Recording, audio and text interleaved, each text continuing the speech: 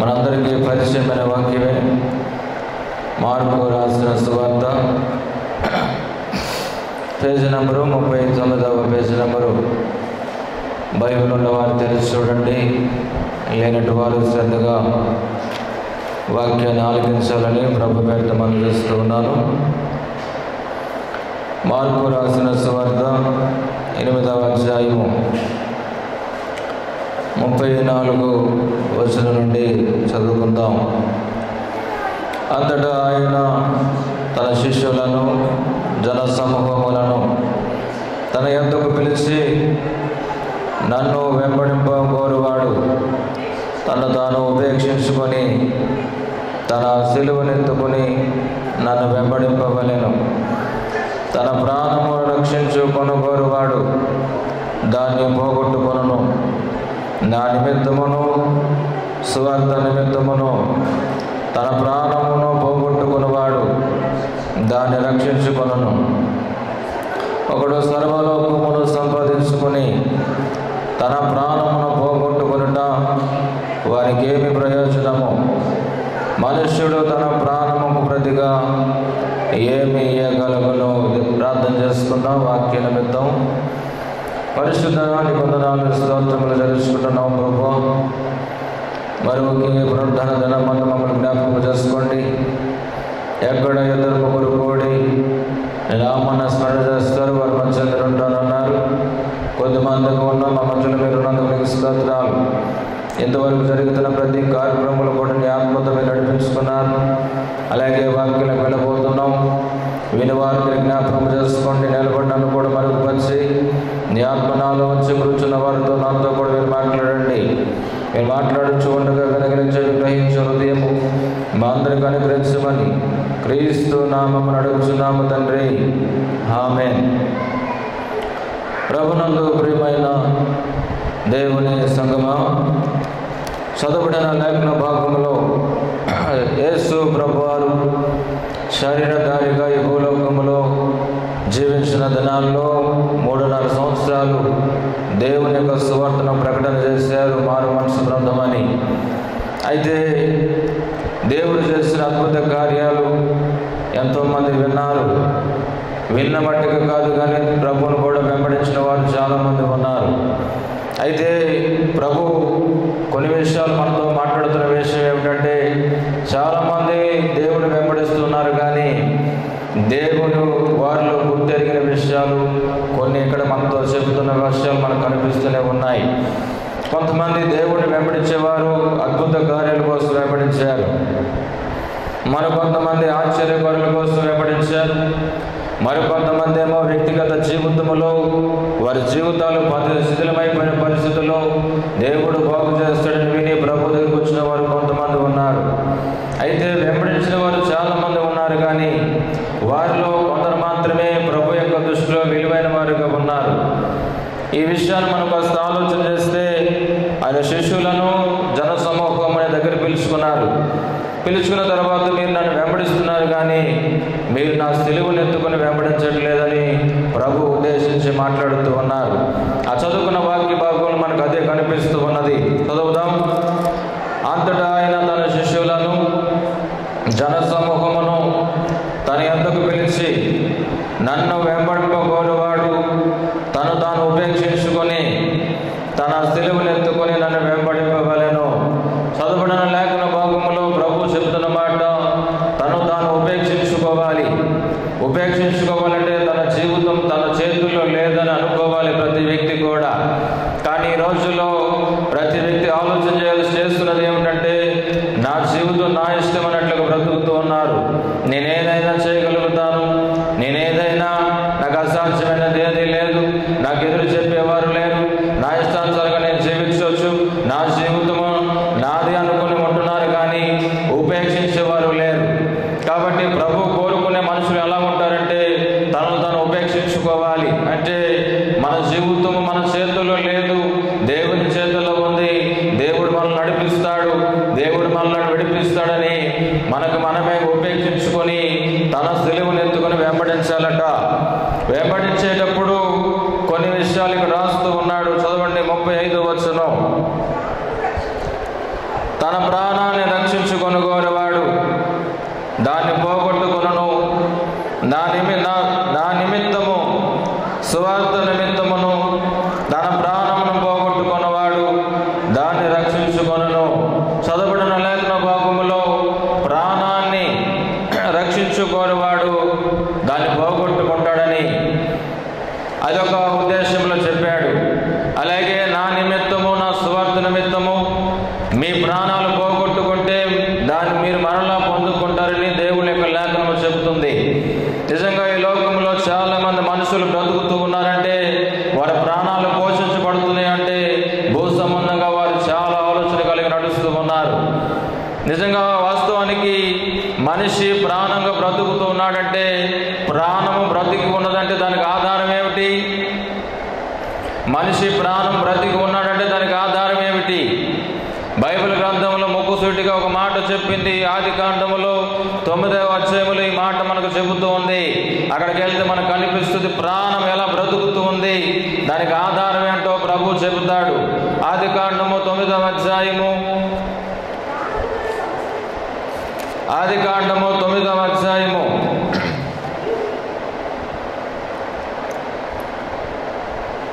4వ వచనం చదువుకుందాం.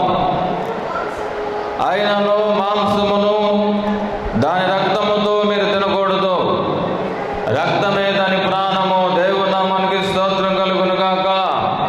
భూ సంబంధంగా ఆలోచన చేసిన ప్రతి వ్యక్తి కూడా ప్రాణాన్ని రక్షించుకోవాలని ఎప్పటికప్పుడు ప్రయత్నం చేస్తూ ఉంటాడు. ఏదైనా ఒక సంఘటన జరిగి ప్రాణాపాయం కలుగుతూ ఉందంటే మనుషుడు వెంటనే ప్రాణాన్ని రక్షించుకోవాలని పరుగులు తీస్తూ ఉంటాడు. దానికి కారణం ఏమిటంటే, ప్రాణానికి ఆధారం రక్తం. ఈ రక్తాన్ని బట్టి మానవుడు పోషించబడుతున్నాడు. ఈ రక్తాన్ని బట్టి మానవుడికి ప్రాణము మెదులుతూ ఉంది, కదులుతూ ఉన్నాడు, జరిగిస్తూ ఉన్నాడు, పనులు వెళుతూ ఉన్నాడు. అయితే ప్రభు చెప్తున్న విషయం ఏమిటంటే, ఒకవేళ కనుక ఆ ప్రాణాన్ని కనుక మీరు రక్షించుకోవాలనుకుంటే ఆ ప్రాణాన్ని మీరు ఖచ్చితంగా పోగొట్టుకుంటారు నా నిమిత్తం అని బైబిల్ గ్రంథంలో ఉద్దేశించి చెబుతూ ఉన్నాడు. ప్రాణం బ్రతికి ఉందంటే రక్తమే దానికి ఆధారము. ఇది లోక సంబంధమైన పరిస్థితులు. దైవికమైన పరిస్థితులకు వెళితే నా నిమిత్తము, సువార్త నిమిత్తం దాన్ని పోగొట్టుకుంటే మీరు మరలా పొందుకుంటారని దేవుని వాక్యం చెబుతుంది. ఈ ప్రాణానికి ఆధారము క్రీస్తు రక్తం. ఆ ప్రాణానికి ఆధారము లోక రక్తం అయితే, నీ ప్రాణ రక్తం అయితే, ఈ ప్రాణాన్ని రక్షించుకోవడానికి లోక రక్తం కాదు, యేసుక్రీస్తు యొక్క రక్తాన్ని బట్టి దాన్ని మరలా పొందుకుంటావు. దేవుని కోసం శ్రమపడి, క్రీస్తు కొరకు శ్రమపడి, సువార్త కొరకు శ్రమపడి ప్రాణము కూడా లెక్క చేయకపోతే యేసుక్రీస్తు యొక్క రక్తాన్ని బట్టి నువ్వు మరలా నీ ప్రాణాన్ని పొందుకుంటావు. ఒకవేళ కనుక క్రీస్తు నిమిత్తము, సువార్త నిమిత్తము నీ ప్రాణాన్ని కనుక నువ్వు అర్పించకపోతే, నీ ప్రాణాన్ని కనుక నువ్వు లెక్క చేయకపోతే ఖచ్చితంగా ఒకనాడు ఆ ప్రాణాన్ని పోగొట్టుకుంటావు. కాబట్టి ప్రభు చెబుతున్న ఉద్దేశాన్ని మనం చాలా జాగ్రత్తగా ఆలోచన చేయాలి. తనను తాను ఉపేక్షించుకొని సిలువను ఎత్తుకొని వెంబడించాలి మొదటిగా. రెండవది ఏంటంటే, క్రీస్తు నిమిత్తం మన ప్రాణాలు లెక్కపరచకూడదు. ఈ రోజుల్లో ప్రాణాన్ని పోషించుకున్న వారు చాలా మంది ఉన్నారు. మందిరాన్ని విడిచిపెట్టి, వాక్యాన్ని విడిచిపెట్టి, దేవుని సన్నిధి విడిచిపెట్టి, ప్రార్థన విడిచిపెట్టి ప్రాణాలను రక్షించుకునే వారు చాలా మంది ఉన్నారు. అంచె దినాలు, అపాయకరమైన దినాలు సంభవించినప్పుడు దేవుడు చెప్తున్న ప్రతి వ్యక్తితో మాట్లాడుతున్న వ్యక్తి ఏంటంటే, మీ ప్రాణాలు రక్షించుకోవాలంటే దేవుని మందిరానికి వెళ్ళి ప్రార్థన చేయండి అని. కానీ ఈ రోజుల్లో దేవుని మందిరం అనేది గుర్తు రావట్లేదు. దేవుని యొక్క దాసులంటే, దేవుని యొక్క వాక్యం అన్న ప్రార్థన వారు దూరం అయిపోతూ ఉన్నారు. కాబట్టి మనం గుర్తు చేసుకోవాల్సిన విషయం, గమనించాల్సిన విషయం ఏమిటంటే, దేవుని నిమిత్తము, క్రీస్తు నిమిత్తం మీ ప్రాణాలు మీరు లెక్క చేయకూడదు. అప్పుడే మీరు క్రీస్తు యొక్క రక్తాన్ని బట్టి మీరు మరలా మీ ప్రాణాన్ని పొందుకుంటారు. మీ ప్రాణాలు పొందుకోవాలంటే మూడు విషయాలు ప్రభు ఈ లోకములో ఉండగానే చెప్పాడు. మీరు మరలా మీ ప్రాణాన్ని పొందుకుంటారు. అదేంటో టకటక చూసుకుందాం. లోకా రాసిన సువార్త. ఒక అధికారి కనిపిస్తున్నాడు. అధికారికి ఒక కుమార్తె ఉంది. కుమార్తె చనిపోయి మంచం మీద పెట్టారు. జనులందరూ చూశారు, ఆ కుమార్తె చనిపోయింది అని అన్నారు.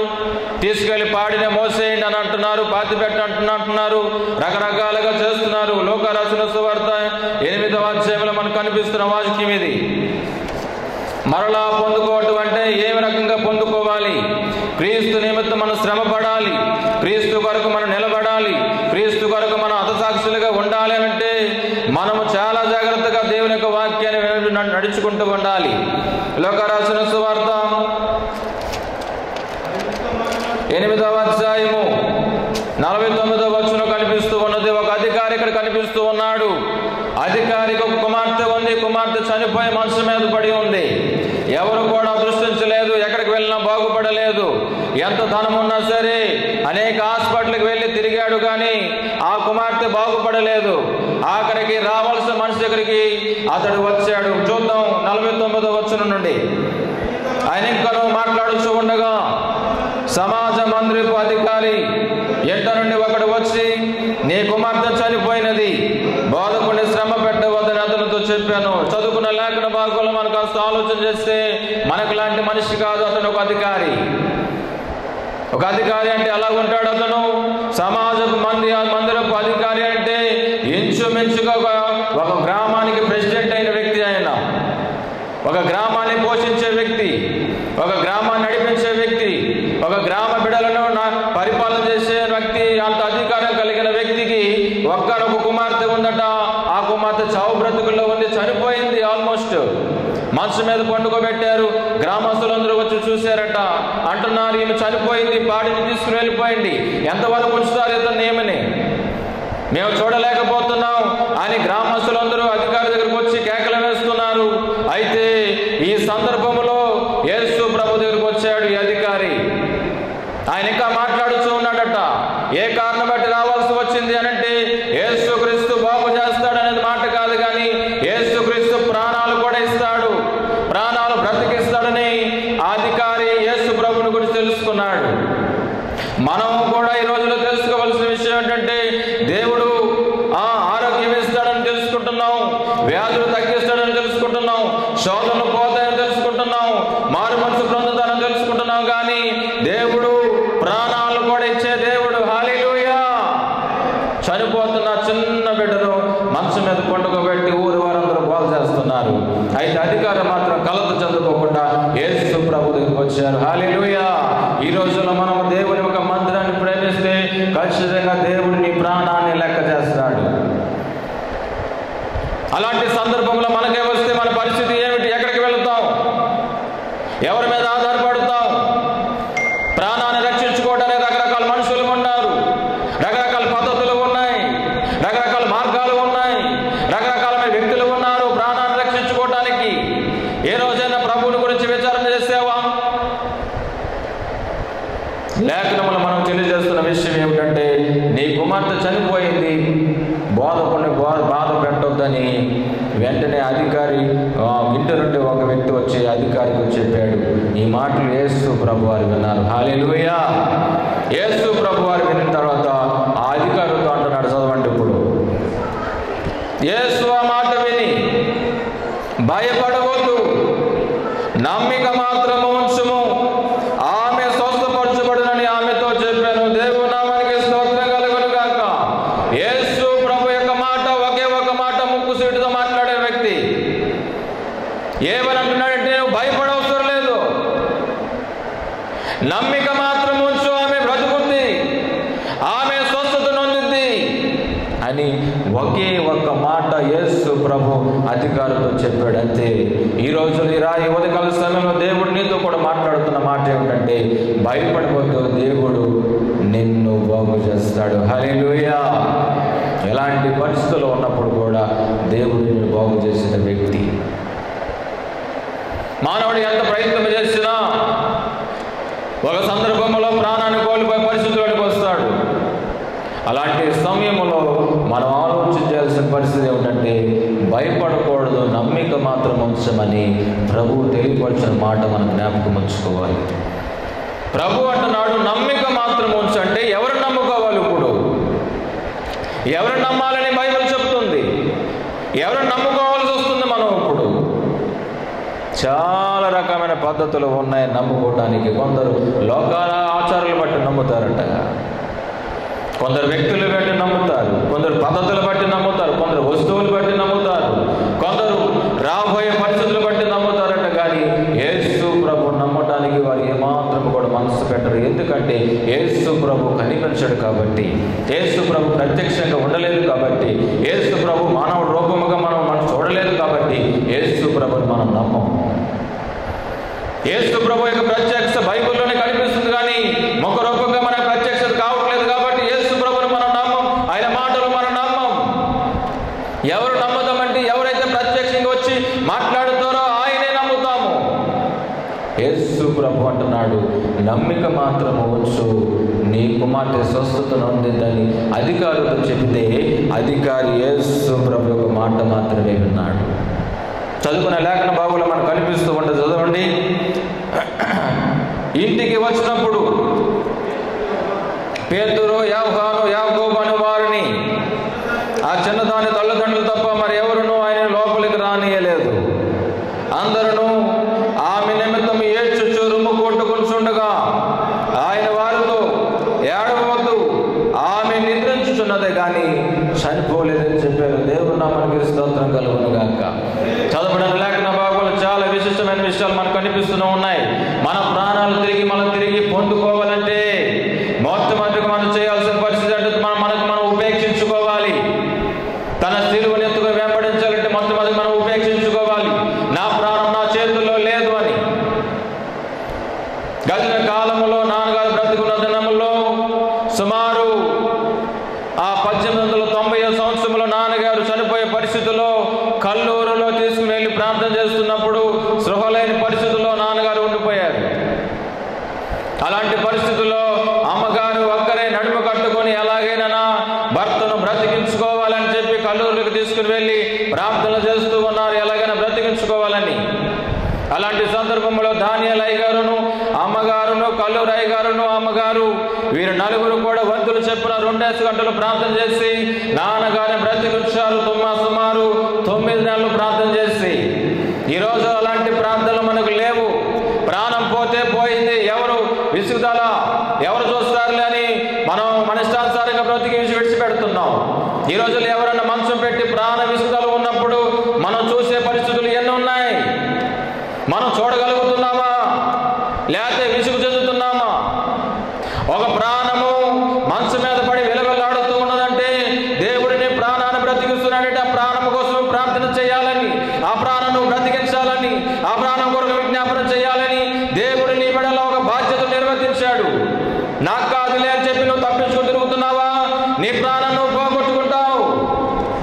ప్రాణాన్ని రక్షించడానికి నువ్వు ప్రయాసపడాలి. ప్రాణాన్ని రక్షించడానికి నువ్వు ప్రార్థన చేయాలి. ప్రాణాన్ని రక్షించడానికి నువ్వు దేవుడి విషయంలో నువ్వు ముందుకు రావాలి. అంతేగాని నాకు సమయం లేదులే అని చెప్పి నువ్వు పక్కకు వెళ్ళిపోతే ఒకరోజు కూడా దేవుడు కూడా నీకు కూడా అలాంటి పరిస్థితులకు వెళితే దేవుడు నీకు సమయం ఇవ్వడు. సుమారు 9 నెలలు ఒలుపు లేదు, పలుపు లేదు. అస్థి పంజరంలో నాన్నగారు పడిపోయిన పరిస్థితుల్లో వంతులు చెప్పున ప్రార్థన చేశారు. 2 గంటలు వంతులు చెప్పున ప్రార్థన చేస్తే సుమారు 9 నెలలు ప్రార్థన చేస్తే దేవుడు వాగ్దానం చేశాడు, ఈజీగా ఇచ్చిన ఆయుష్ నీకును ఇస్తానని ప్రభు చెప్పాడు. చెప్పిన రోజునే దేవుడు మాట్లాడే విషయం ఏమిటంటే, ఒక్క క్షణమైనా కూడా సమయాన్ని వ్యర్థం చేయొద్దు. నీ ప్రాణం చాలా విలువైనది. ఇప్పుడు నీకు ఆయుష్ 15 సంవత్సరాలే, చాలా విలువైంది. ఒక క్షణం కూడా నీవు సమయాన్ని వ్యర్థం చేయొద్దన్నాడు ప్రభు. ఆ రోజు నుంచి నాన్నగారు నడుము కట్టుకుని సమయాన్ని వ్యర్థం చేసుకోక రేయి పగులు నాన్నగారి యొక్క సాక్ష్యాన్ని చదువుతూ ఉంటే ఆయన పడుకునేది ఎప్పుడంటే 4 గంటలు పడుకునేవాడట. రోజు మొత్తంలో 4 గంటలు పడుకునేవాడట. 9 గంటలు, రాత్రి 9 గంటలు ప్రార్థన మొదలు పెడితే రాత్రి తెల్లవారి 7 గంటల వరకు ప్రార్థన చేస్తూ ఉండేవాడట ఆయన. ఆ తదుపరి 2 గంటలు భోజనం చేసి మళ్ళీ 9 గంటలకి మళ్ళీ ప్రార్థన ప్రారంభించి సాయంకాలం 5 గంటల వరకు ప్రార్థన చేస్తూనే ఉండేవాడట. మళ్ళీ సాయంకాలం 5 నుండి 9 గంటల వరకు ఆయన పడుకునేవాడట. ఆ తర్వాత 10 గంటల నుంచి మళ్ళీ ప్రార్థన ప్రారంభించడం. ఇలాగూ సమయం అంతా కూడా ప్రభువులో పెట్టాడు. ఒకవేళ ఎక్కడైనా మీటింగ్ ఉంది, ఆ మీటింగ్ వెళ్ళటము, అక్కడే మీటింగ్ అంతా అయిపోవటము, మళ్ళీ అక్కడ ప్రార్థన చేసుకోవటం. ఒకవేళ ప్రయాణంలో ఉంటే ప్రయాణంలో ప్రార్థన చేయటము. నాన్నగారు అలుపు తెరుపు లేకుండా సువార్త ప్రకటన చేశారు. ప్రాణం 15 సంవత్సరాలు విలువైంది. ఎక్కడైనా సరే ప్రాణం దేవుడిచ్చిన ఆయుష్లో దేవుడిచ్చిన సమయాన్ని ఆయన వృధా చేస్తే ఖచ్చితంగా ప్రాణాన్ని పోగొట్టుకునే అవకాశము దేవుడి ముందే చెప్పాడు. హల్లెలూయా. కనుకనే 15 సంవత్సరాలు అలుపెరక్క కుటుంబాన్ని చూడక, పిల్లలను చూడక, సంఘము చూడక, గ్రామము చూడక, ఊరిని చూడక, ఇంటిని చూడక, ఏమి తింటున్నారు, ఏమి ధరించుకుంటున్నారు, ఎక్కడ ఉంటున్నారు అనేది చూడక ఆ 15 సంవత్సరాలు కూడా సేవ సేవ సేవ, పరిచర్య పరిచర్య పరిచర్య, ప్రాణం కూడా లెక్క చేయకుండా పరిస్థితులు. కొంతమంది సేవకులు చెప్పిన పరిస్థితి ఏమిటంటే, నాన్నగారు చొక్కా పెడితే ఒక గ్లాసుడు చెమట వచ్చేది, అలా కష్టపడ్డాడు ఆయన. ఆ ప్రయాణంలో, ఆ పరిచర్యలో, ఆ పరిస్థితుల్లో కూడా రాత్రి వేళ అంత బోధించినా సరే తెల్లవారి వరకు ప్రార్థన చేస్తూనే ఉండేవాడట. మేము ఆ సాక్ష్యాలు వింటే మాకు భయం వేస్తూ ఉండేది, ఒకవేళ మేము అలా చేయకపోతే మా పరిస్థితులు ఏమిటి, సమయాన్ని ఎంతవరకే చాలా ఎంత వ్యర్థం చేస్తున్నాం. ఆ ఊరని, ఈ ఊరని, ఆ చుట్టాలని, ఆ బంధువులని, అక్కడ కానీ ఇక్కడ కానీ మనం రకరకాలుగా సమయాన్ని వ్యర్థం చేస్తున్నాం కదా. మన ప్రాణం దేవుని దృష్టిలో విలువైనదిగా ఉంది. అది ఏనాటికైనా మనం తిరిగి పొందుకోవాలంటే ఒక క్షణము కూడా మన ప్రాణాన్ని దేవుని దృష్టిలో వ్యర్థం చేయకూడదు. నీకున్న సమయం అంతా దేవునికి అర్పించాలి. అందుకంటున్నాడు, ఆ కుమార్తె బ్రతికి ఉన్నది, నమ్మిక మాత్రం ఉంచని ప్రార్థన చేస్తూ ప్రభు మాట్లాడుతున్న విషయం మనకు కనిపిస్తూ ఉన్నది. ఎవరెవరు తీసుకుని వెళ్ళాడంటే అక్కడికి పేతురుని, యోహానుని, యాకోబుని, తల్లిదండ్రులను తీసుకుని వెళ్ళి ఎంతమంది ప్రార్థన చేయడం ప్రారంభించారు? తల్లి దగ్గర ఉండి సుమారు 7 ప్రార్థన చేస్తున్నారు అక్కడ ఆ రూములో. ఎవరైనా మంచం మీద ఉంటే ఎంతమంది ప్రార్థన చేస్తున్నాం? ఇప్పుడు ఎవరు ప్రార్థన చేయరు. పట్టింపులు ఉండవు మనకి. యేసు ప్రభు, పేతురు, యోహాను, యాకోబులు, వారి తల్లిదండ్రులు చిన్నది 7 ప్రార్థన చేస్తూ ఉంటే వెంటనే ప్రభు మాట్లాడుతున్న మాట ఏమిటంటే, అందరినీ పంపించేశాడు. యేసు ప్రభు యొక్క గొప్ప లక్షణం ఏమిటంటే, ఎక్కడైనా చనిపోయే వ్యక్తి దగ్గర ఏడిస్తే కనుక యేసు ప్రభు ఊరుకోడు, వారి జీవితంలో కార్యం చేయడు. ఇది యేసు ప్రభు యొక్క ఒక కార్యం. చనిపోయిన వ్యక్తి దగ్గర ఎవరైనా ఏడ్చారంటే వారి జీవితంలో కార్యాలు ఉండవు. ఈ 2006వ సంవత్సరంలో నాన్నగారు దాటిపోయిన తర్వాత నేను ఇంటర్మీడియట్ చదువుతున్న పరిస్థితుల్లో ప్రార్థన చేయడం ప్రారంభించాను. రాత్రి వేళ సమయంలో మంచం ఏంటంటే ఒక్కనే ఏడ్చుకుంటూ ఉండేవాడిని. ఎవరు మమ్మల్ని ఆదరిస్తారు, ఎవరు మమ్మల్ని నడిపిస్తారు, ఎవరు మాకు బోధిస్తారు, ఎవరు మంచి మార్గం మమ్మల్ని తీసుకెళ్తారని ప్రతిరోజు రాత్రి వస్తే ఒక క్షణమైన ఏడవకుండా నిద్రపోయేవాడిని కాదు. ఎందుకంటే అంత బాధ నాకు. నాన్నగారు చనిపోయిన తర్వాత రోజు నాన్నగారు గురించి చేర్చేవాడు, మీరుంటే బాగుండేది, వయసు వచ్చిన తర్వాత మీరు దాటిపోయారు, మేము ఎలా బ్రతకాలి, ఎలా దేవుళ్ళు ఎదగాలని నాన్నగారు గురించి రోజు ఏడ్చేవాడిని. ఏడ్చిన తర్వాత ఒక 2 సంవత్సరం తర్వాత కృపమామ నన్ను పిలిచిన తర్వాత కృపమామకు దర్శనం వచ్చినట్టు నాకు తెలియదు. నేను ఏడ్చి ప్రార్థన చేస్తున్నానంట. రెండవది నాన్నగారిని జ్ఞాపకం చేసుకుంటున్నానంట. ఒక కృపమామ నన్ను పిలిచి, ఏంటి నువ్వు చేసే పని? చనిపోయిన వ్యక్తి గురించి మనం ఏడవకూడదు, దుఃఖపడకూడదు. దేవుడు నీ జీవితంలో కార్యాలు చేయడు, నీ ప్రార్థన ఆలకించడని నా మామగారితో దేవుడు మాట్లాడట. ఆ మాట మామగారు నాకు చెప్పింది. ఆ రోజు నుంచి ఈ రోజు వరకు నా తండ్రి గురించి ఒక క్షణం కూడా ఏడవడం ఆపేశాను. ఎందుకంటే ఆయన దాటిపోయి వెళ్ళిపోయాడు, ప్రభు దగ్గరికి వెళ్ళిపోయాడు. మనం వెళ్ళాల్సిన వారు ఉన్నాం. చనిపోయిన వ్యక్తుల గురించి మన వెన్నడూ కూడా ఏడవకూడదు. ఏడ్చిన రోజునే మన జీవితంలో గొప్ప కార్యం జరుగుతుంది. రెండవది, వారి పరిస్థితులు ఏదైనా సరే మన జీవితంలో ఉండకూడదు. వారి పరిస్థితులు ఏదైనప్పుడు కూడా మన జీవితంలో ఉండకూడదు. వారి వస్తువులే కానీ, వారి అలవాట్లే కానీ, వారి పద్ధతులే కానీ ఏది కూడా మన జీవితంలో ఉండకూడదు. మన మనసులో కానీ, మన గృహంలో కానీ ఏది ఉండకూడదు. చిన్న అనుభవం చెప్తా. నాన్నగారు బ్రతుకునే దండంలో వారి తండ్రి, వారి తమ్ముడు గారికి గుండెపోటు వస్తుంది. గుండె నొప్పి వస్తుందని అన్నయ్య గారి దగ్గరికి వెళ్ళి ప్రార్థన చేయించుకుందాం, గుండెపోటు తగ్గిద్దని చెప్పి ఆ తమ్ముడు నాన్నగారి దగ్గరికి వచ్చి నాన్నగారికి చెప్పాడట, ఇదిగో నా గుండెపోటు వస్తుంది, ప్రార్థన చేస్తే తగ్గిద్దని అంటున్నాను, ప్రార్థన చేయండి. లేదు నేను ఇంటికి వస్తానని చెప్పి నాన్నగారు స్వయముగా వారి తమ్ముడు గారి ఇంటికి వెళ్ళారట. తమ్ముడు గారి ఇంటికి వెళ్ళిన తర్వాత ఇంటి గుమ్మం ఎక్కగానే నాన్నగారు అంటే అప్పటికి ఆయన చనిపోయాడు, ఆయన ఫోటో పెద్దది చేపించుకుని దానికి దండ వేసి దానికి ఒక లైట్ ఒకటి పెట్టాడట. అది వెలుగుతూ ఉంది. నాన్నగారు ఎప్పుడైతే గుమ్మము ముందుకు ఇంటిలోకి వచ్చి చూడంగానే ఆ ఫోటో కనిపించింది. నువ్వు అర్జెంటుగా ఈ ఫోటో తీసి కాలంలో బారి, అప్పుడు నీ గుండె పొట్టు తగ్గిపోతుందని చెప్పాడట. దేవునికి స్తోత్రం. అప్పుడు ఆయన తమ్ముడు అంటున్నాడట, నానంటే నాకు చాలా ప్రేమ, నేను తీసివేనని చెప్తే, ఎప్పుడైతే నువ్వు ఈ బొమ్మను తీసివేస్తావో అప్పుడే నీకు గుండె పొట్టు తగ్గింది, లేదంటే నువ్వు హాస్పిటల్కి వెళ్ళడం ఖాయం అని నాన్నగారు కళాఖండితంగా చెబితే, ఆ రోజు రాత్రి భయంకరమైన గుండెపోటు వచ్చిందంట. నాన్నగారు ప్రార్థన చేయకుండా వెళ్ళిపోయాడు. నువ్వు తీస్తేనే మందిరానికి వచ్చి నా చేత ప్రార్థన చేయించుకో, లేదంటే నువ్వు నా మొక్కను చూపించొద్దని నాన్నగారు కళాఖండిగా చెబితే నాన్నగారు వెళ్ళిపోయాడు. ఆయన ఇంటికి వెళ్ళిపోయాడు. వెళ్ళిపోయిన తర్వాత ఆ రాత్రి భయంకరమైన గుండెపోటుతో అలమటిస్తున్న సమయంలో ఆ నాన్నగారు చెప్పిన మాట గుర్తొచ్చి ఆ ఫోటో అప్పటికప్పుడే అర్ధరాత్రి 1 గంటకి తీసుకుని వెళ్ళి పక్కనే కాలం ఉంటే పెద్ద కాలంలో పడేసి వచ్చిన 1 గంటకి గుండెపోటు తగ్గిపోయింది. దేవునికి స్తోత్రం కలుగును గాక. చాలా అనుభవాలు కలిగిన వ్యక్తి. మనకు మనం ఉపేక్షించుకోవాలి. అందుకని యేసు ప్రభుకి చనిపోయిన వ్యక్తుల గురించి ఏడవటం ఇష్టం ఉండదు. అసలు వాళ్ళంటేనే అసహ్యం, వాళ్ళంటే దగ్గరికి రానియడు ఆయన. అలాంటి వారి వ్యక్తులను త్రోసివేస్తాడు ఆయన. ఎందుకంటే మనం నమ్ముకునేది ఎవరు? సజీవం గల దేవుడు. హల్లెలూయా.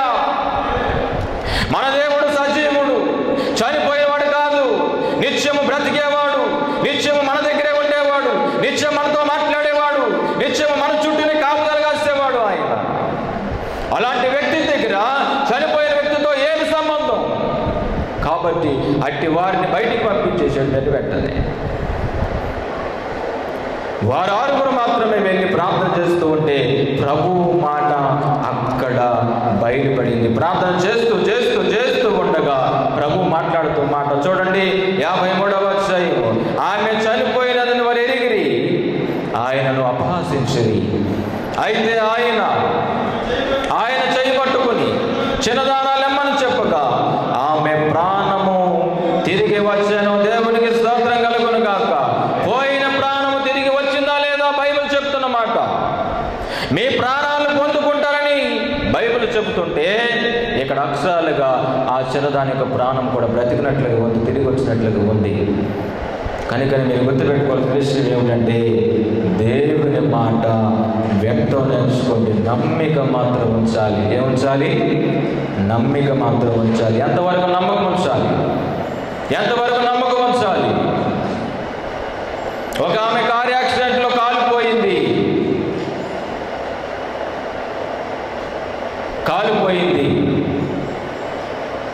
వెంటనే హాస్పిటల్కి వెళ్ళారు. ఆమె హాస్పిటల్కి వెళ్ళిన తర్వాత రాడ్డు మొక్కోటి వేసారట. ఒక కాలు తిన్నగా ఉంటుంది, ఒక కాలు ఏమో కొరసుగా ఉంటుంది. ఒక కాలు తిన్నగా ఉంటుంది, ఒక కాలు కొరసుగా ఉంటుంది. ఒకరోజు సేవకుడు ఈ విధంగా చెప్తున్నాడట, నువ్వు నమ్మిక మాత్రం ఉంచితే దేవుని జీవితంలో కార్యము చేస్తాడని. ఒకరోజు సేవకుడు మాట్లాడుతూ ఉన్నప్పుడు ఆ మాట పట్టుకుంది. దేవునికి స్తోత్రం, నమ్మిక మాత్రం ఉంచు అంటే ఆమె నమ్మకంగా ప్రార్థన చేయటం ప్రారంభించింది. సుమారు 1 సంవత్సరం కాదు, 10 సంవత్సరాలు కాదు, 12 సంవత్సరాలు. వాళ్ళు బిడ్డలు అంటున్నారంట, ఏంటి నువ్వు చేసే పిచ్చి పని?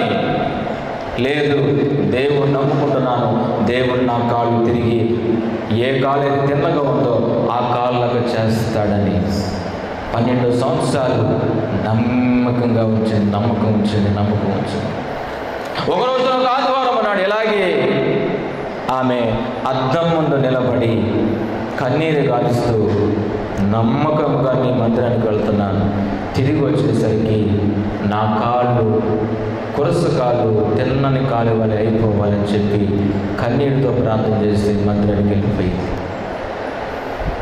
వెళ్ళిపోయింది. ప్రార్థన చేస్తుంది. ప్రార్థన చేస్తూ ఆరాధన చేస్తున్నప్పుడు సేవకులు చెప్పారట, ఇదిగో ఈ రోజున నీకు అద్భుతం దేవుడు చేశాడని. ఎప్పుడైతే ఆ మాట సేవకుడు పలికాడు, వెంటనే గట్టిగా కేక వేసి, నా జీవితంలో గొప్ప కార్యము చేశాడు దేవుడు, నా జీవితంలో గొప్ప కార్యము చేశాడు దేవుడు అని గట్టిగా కేకలు వేస్తుందట. కానీ ఆ కాలు ఇంకనూ కొరుసుగానే కనిపిస్తుందట. ఆ కాలు ఇంకనూ కొరుసుగానే కనిపిస్తుంది. ఆమె ప్రకటన చేస్తుంది ఏమిటంటే, దేవుడు నా జీవితంలో కార్యము చేశాడు అని. ఆ కాలు ఇంకనూ కొరుసుగానే కనిపిస్తుంది. ఆమె నడవటం ప్రారంభించింది. సేవకుల దగ్గరికి రావటం నిదానంగా వస్తూ ఉండగానే ఆ కాలు తిరిగి కొరసు కాలు కాస్త ఏ కాలు అయితే నిలువుగా ఉందో ఆ కాలు వలైపోయింది. దేవునికి స్తోత్రం. ఆమె నడుస్తూ ఉండగానే ఎంత విశ్వాసం అనేది, ఎంతవరకు విశ్వాసం అది, ఎంతవరకు విశ్వాసం? 12 సంవత్సరాల వరకు విశ్వాసం కలిగింది. యాక్సిడెంట్లో పోయిన కాలు 12 సంవత్సరాల తర్వాత విశ్వాసం మూలన తిరిగి కాలు పొందుకున్నట్లుగా ఉంది. ఇక మీదట నీ విశ్వాసం ఎంతవరకు నిలుస్తుంది? ఎవరి మీద నమ్మకం కలుగు నీ విశ్వాసంలో ఉంచుతున్నావు? అందుకే అంటున్నాడు, విశ్వాసం మాత్రం ఉంచితే నీ ప్రాణము తిరిగి వచ్చింది. ప్రకటన రాసిన గ్రంథం 14వ అధ్యాయం. విశ్వాసములో ఉండేవారు దేని వైపు తిరిగి చూడకూడదు బైబిల్ గ్రంథం ముక్కుసూటిగా చెబుతుంది. ప్రకటన రాసిన గ్రంథము 14వ అధ్యాయము 12వ వచనం చదువుకుందాం. దేవుని 6వ వచనంలో మనకు కనిపిస్తున్న మాట. 7వ వచనం, అతడు వీరు దేవునికి భయపడి ఆయన మహిమపరచుడి, ఆకాశమును భూమిని సముద్రమును జలచారములను కలగజేసిన వారికి నమస్కారం చేయడని గొప్ప స్వరముతో చెప్పారు. దేవుని నామానికి స్తోత్రం కలుగును గాక. ఒకటి, స్త్రీ సాంగత్యము చేయలేని వారు. రెండవది, దేవుని నామానికి నమస్కారం చేసేవాళ్ళు వీళ్ళు. ఎప్పుడు చూసినా నమస్కారం చేసేవాళ్ళు. సేవకుడు అంటే భయం, దేవుడి మందిరం అంటే భయం, వాక్యం అంటే భయం, ప్రార్థన అంటే భయం, దేవుడి విషయాలంటే భయం. వీరెప్పుడు కూడా దేవునికి నమస్కారం చేసేవారు వీళ్ళు. వీరి జీవితంలో నమ్మకము ఎక్కువ కనిపిస్తుంది. కనుకనే మీరు మొట్టమొదటి నేర్చుకోవాల్సిన విషయం ఏంటంటే, మీ ప్రాణాలు మీరు తిరిగి పొందుకోవాలంటే, ఒకటి, మీ ప్రాణాలు పోయే దగ్గర అంతం వరకు నమ్మకంగా ఉండేవాడే రక్షించబడతాడని వాక్యం చెప్తుంది. కాబట్టి మీరంతం వరకు కూడా దేవుని నమ్మకస్తులుగా బ్రతకండి. ఎవరి మీద మీరు ఆధారపడవద్దు, ఎవరి వైపు చూడవద్దు. ధనము వైపు కానీ, మనుషుల వైపు కానీ, వ్యక్తుల వైపు కానీ, భూముల వైపు కానీ, వస్తువుల వైపు కానీ ఎవరి మీద మీరు నమ్మకం ఉంచవద్దు. జీవము గల దేవుని వైపు మీ నమ్మకం ఉంచండి. అంతవరకు నమ్మకం ఉంచే దేవుడు మీ ప్రాణాలు రక్షిస్తాడు. హల్లెలూయా. 2వ చూద్దాం లోకాసు రాసిన సువార్త. 2వ చూద్దాం లోకాసు రాసిన సువార్త.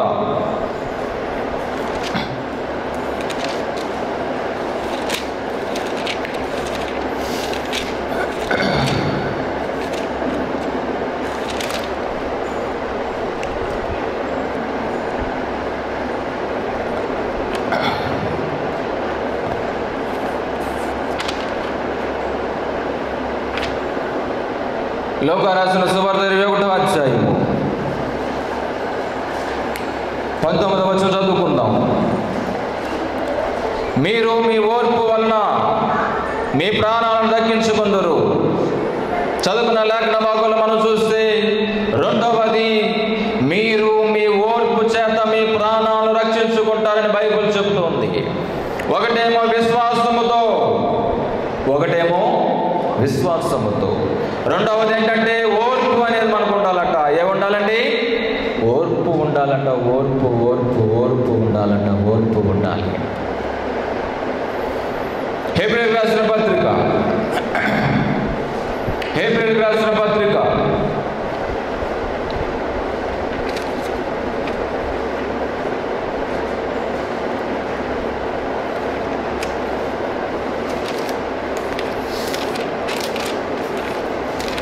చదవబడిన లేఖన భాగంలో కొన్ని విషయాలు మనం తెలుసుకుందాం. హెబ్రీయులకు రాసిన పత్రిక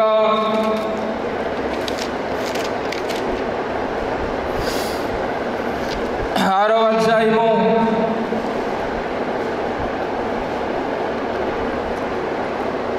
13వ వచనం చదువుకుందాం.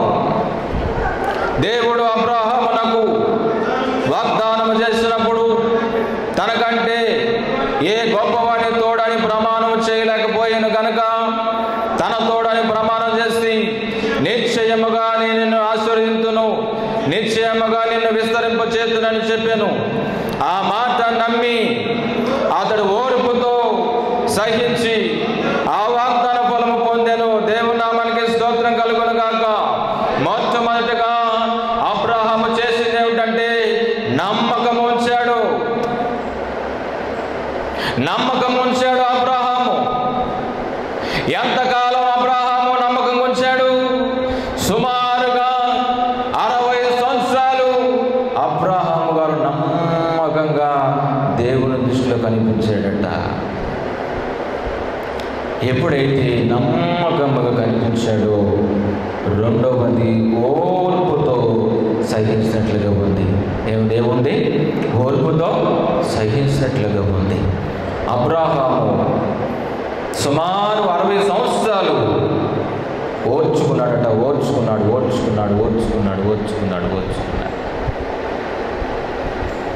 ఓర్చుకుంటే తిరిగి మీ ప్రాణాలు మీరు పొందుకుంటారు. ఏమిటి ఓర్చుకోవటం అంటే ఏమిటి అంటే మనం దేవుని బిడ్డలమని లోకస్తులు తెలుసుకున్నా వారిలో కొందరు మనల్ని హేళన చేస్తారు, కొందరు మనల్ని దోషంగా మాట్లాడుతారు, కొన్ని సందర్భములను మనలను అవమానపరుస్తారు, కొన్ని విషయాలు బట్టి మనలను తోలనాడుతారు, బయటికి పడేస్తారు. ఇవన్నీ చాలా రకాలుగా మనకు కనిపిస్తూనే ఉంటాయి. ఏదైనప్పుడు కూడా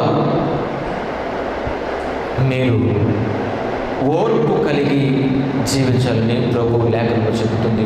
ప్రభు యొక్క విషయంలో ప్రభు చాలా ఓర్చుకున్నాడు. పేతురు రాసిన మొదటి పత్రికలో కనిపిస్తుంది. చూడండి, 4వ అధ్యాయం, పేతురు రాసిన మొదటి పత్రిక 4వ అధ్యాయం మొదటి వాక్యములో ఈ విధంగా అపోస్తలుడైన పేతురుగా రాస్తున్న మాట క్రీస్తుని గురించి రాస్తూ ఉంటాడు. అతడు ఎంత ఓర్చుకున్నాడంటే ఇక్కడ కనిపిస్తాడు, అతడు ఓర్పు కనిపిస్తుంది.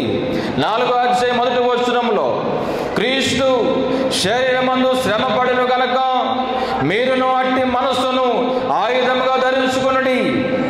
శరీర విషయములో శ్రమ పడిన వాడు శరీరమందు జీవించిన మిగిలిన కాలము ఇక మీదట మనుజాసులను అనుసరించి నడుచుకొనక దేవునికి ఇష్టానుసారముగా నడుచుకున్నట్లు పాపముతో జోలిక నేమియు లేక ఉండుడి. దేవుని నామానికి స్తోత్రం కలుగును గాక. దేవుడు ఓర్పు ఎంతగా ఉందంటే తన శరీరాన్ని కూడా ఇచ్చేసాడట.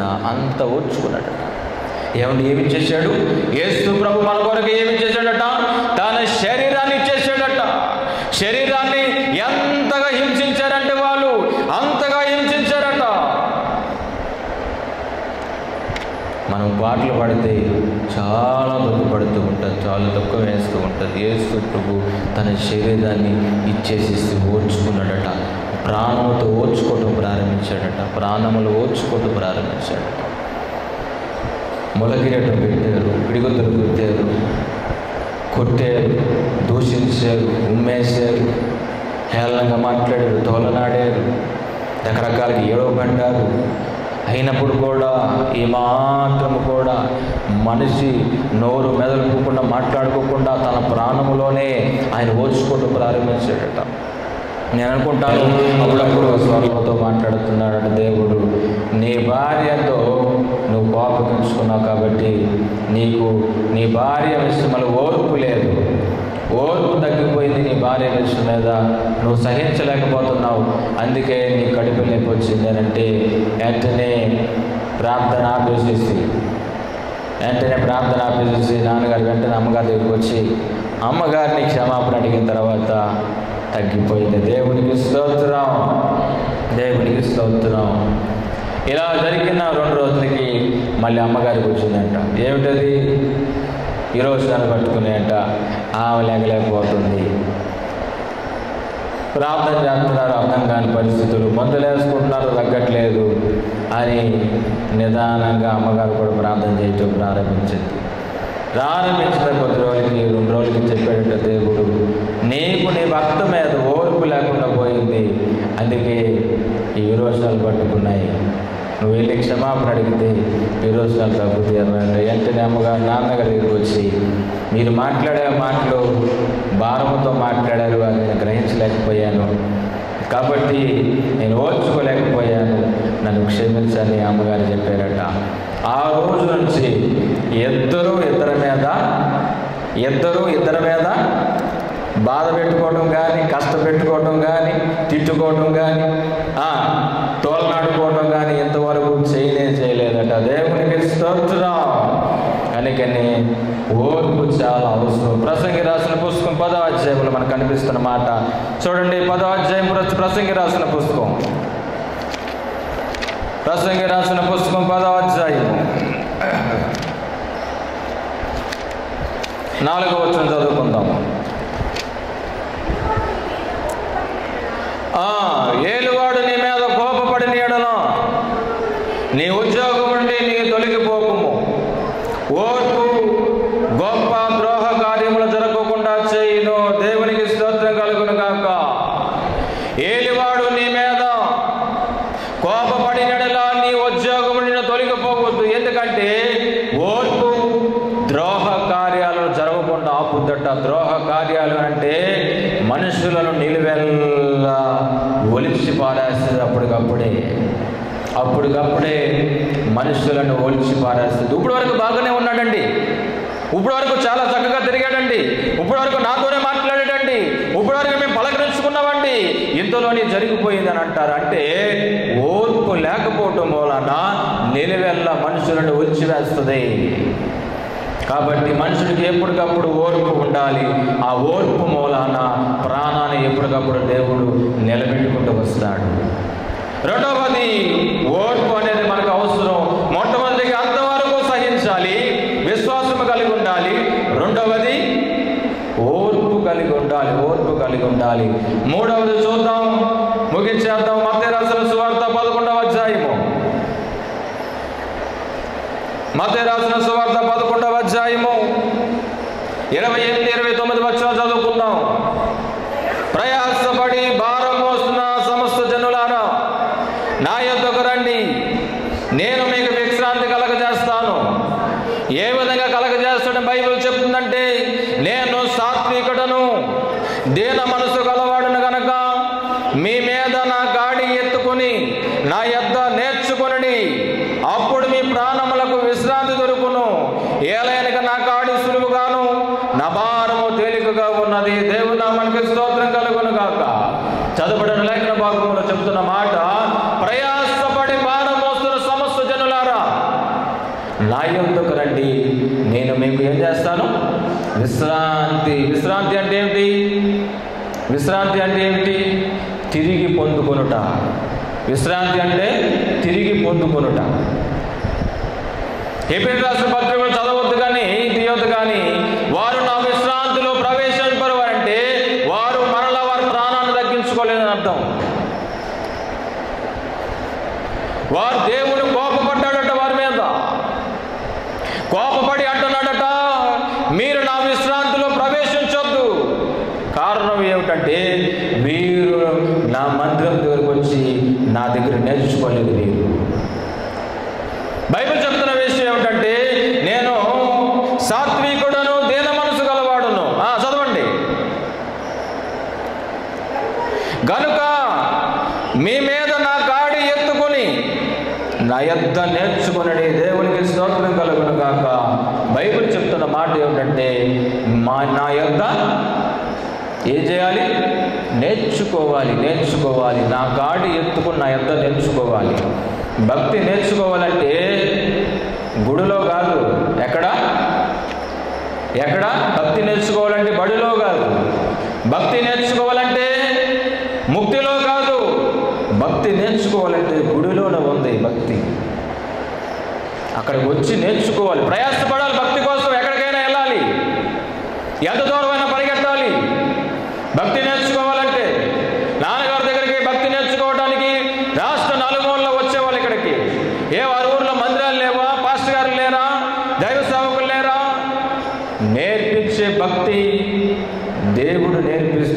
ఖచ్చితంగా నేర్చుకోవడానికి ప్రయాసపడాలి. నా యొద్ద కూర్చుని నేర్చుకోండి. నేను ఇప్పటికీ నేర్చుకున్నాను ప్రభు దగ్గర. మీరేమి నేర్చుకున్నారు ఇప్పుడు దాకా? ఏమి నేర్చుకున్నారు భక్తి? ఇప్పుడు దాకా మీరు నేర్చుకున్న భక్తి ఏమిటి? ఏమి నేర్చుకున్నారని ప్రశ్న వేస్తే మీలో ఏముంది భక్తి నేర్చుకోవడానికి? ఒక సహనం ఉందా? ఒక ఓర్పు ఉందా? ఒక కోపం తగ్గించుకుంటున్నారా? ఒక ఈర్ష్య పోతుందా? ఏమి నేర్చుకుంటున్నారు మీరు భక్తి దగ్గరకు వచ్చి? దేవుని ప్రేమించరు, సేవకుని ప్రేమించరు, ప్రార్థన చేయటం చేయరు, బైబిల్ చదవరు. ఏమి నేర్చుకుంటారు భక్తి? నా యొద్ద కూర్చుని నేర్చుకొని ప్రభు చెప్తున్నాడు. నేర్చుకున్న వాడికి ప్రాణము తిరిగి వచ్చింది. నేర్చుకున్న వాడికి ప్రాణము తిరిగిస్తాడు. నేర్చుకున్న వాడికి ప్రాణాన్ని కాపాడుతాడు దేవుడు. నేర్చుకున్న వాడు సంఘంలో కూర్చుకొని బయటికి వెళ్ళిన తర్వాత ఏ కార్యం జరగకపోతే దాని అర్థం ఏమిటి? నాలో కార్యం జరగలేదంటారు. ఎంతకాలం ప్రార్థన చేస్తున్నాను, ఎంతకాలం వాక్యం నేర్చుకుంటున్నాను, ఎంతకాలం వాక్యములు వెంబడిస్తున్నాను, నాకు తెలియని భక్తి లేదు, నాకు తెలియని మందిరం లేదు, నాకు తెలియని పాస్టర్ గారు లేదని అంటున్నావు. భక్తి ఏది నీకు? కూర్చుని నేర్చుకోవాలి ప్రభు దగ్గర.